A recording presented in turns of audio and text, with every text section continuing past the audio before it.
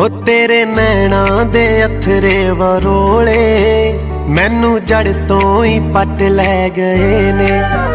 वे मेरे रेशम दी गुड्डी साड़िया वे तू आया ते सा पै गए ने।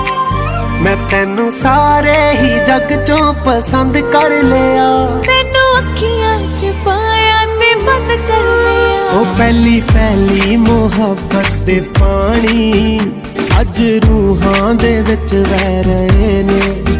हाय मेरे रेशम दी गुड्डी साड़िया वे तू आया ते सा पै गए ने।